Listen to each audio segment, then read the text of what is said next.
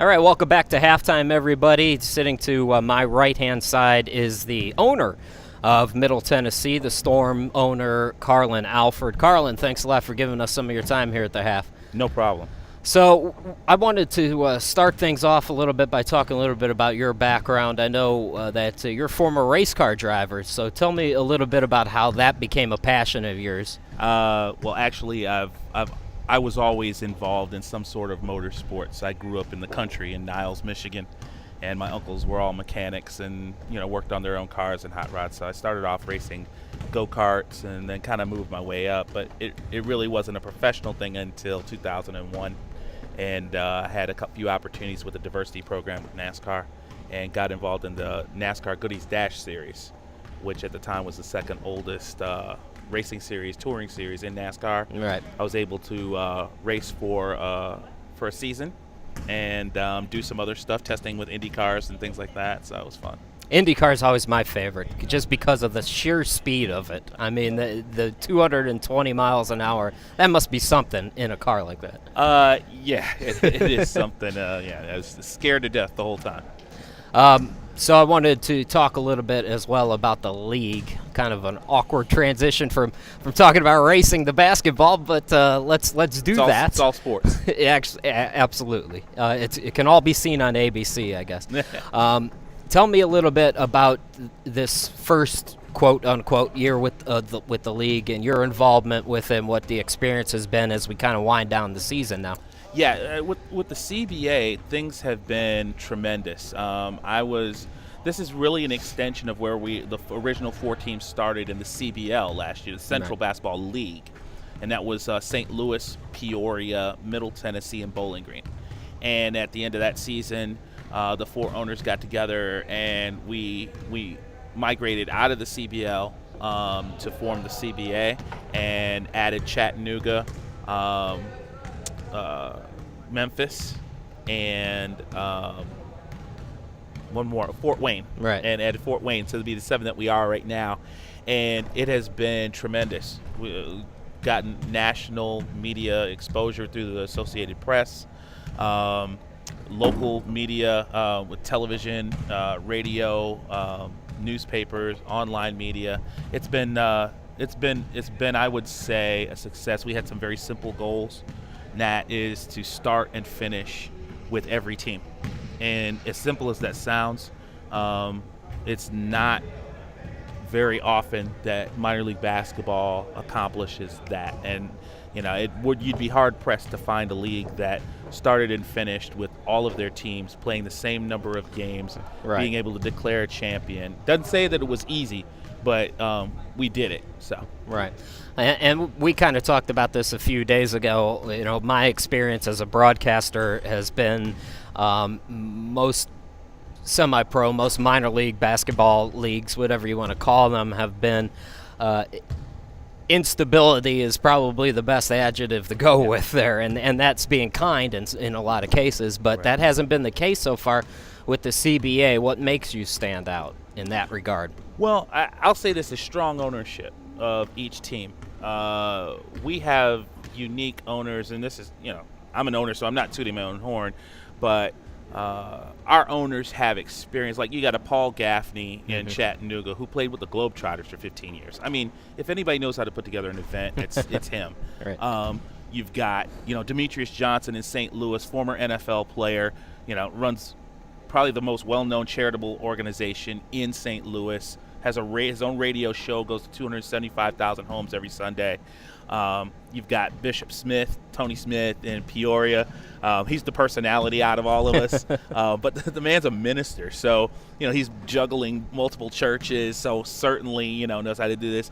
Wasim Murad is he's like a businessman of the highest degree. And then you've got Benny Lewis, who runs the Parks and Recreation department for the whole city of Fort Wayne, and he has a legacy in the NBA as his dad and his son plays in the D League and plays overseas. Benny played in Australia for 15 years. And then you got myself with not just a sports background with NASCAR, with the whole promotion thing. Even though I was a driver, I learned a lot on the promotion side. I actually worked in promotion when I first came out of college for a racing company.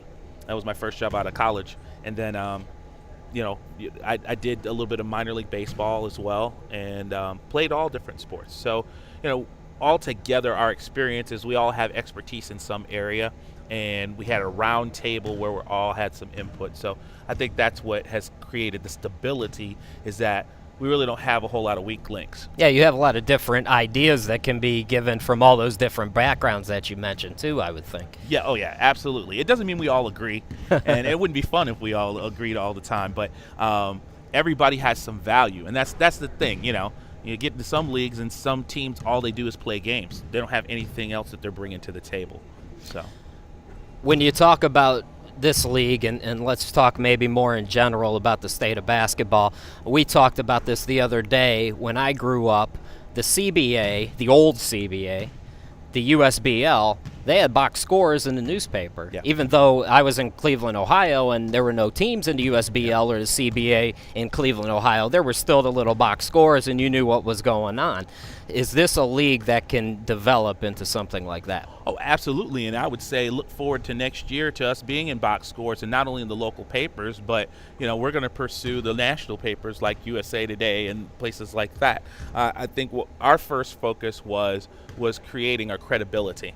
And it's hard to have credibility if you don't have everybody starting and finishing, no forfeits, cancellations, all that stuff in minor league happens all the time. So we're on path. We have a 3 and a 5 year plan, and we're forecasting the right way. We're trending in the right direction, and I do believe that you can look forward to seeing us have that more weekly national presence next year. Well, I think it would be good for the game of basketball, certainly selfish reasons. It's good for people like me and some other people who may get an opportunity next year as well. But more importantly for the game of basketball, I really think it's something that it needs. It has the D-League.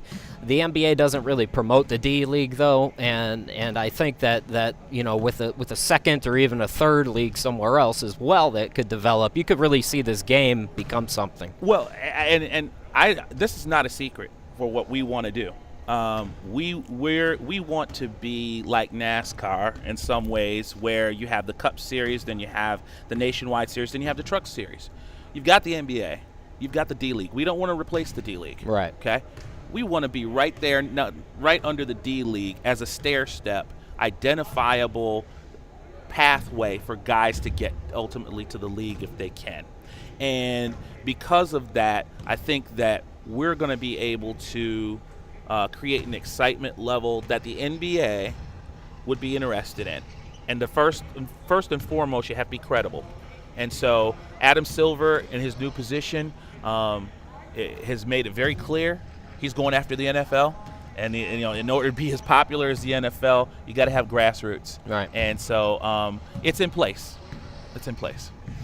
Let's, we went a little bit long, like I did with Paul as well, but we have about 30 seconds. Tell us a little bit about Nashville, why it's a good basketball community. Get off your phone during this interview. Listen, I'm an owner. I'm making moves, man. I mean, may make a trade at halftime. No, Nashville is sneaky basketball. Mm-hmm. We've got several Division I schools with Belmont, Lipscomb, Vanderbilt, Middle Tennessee State.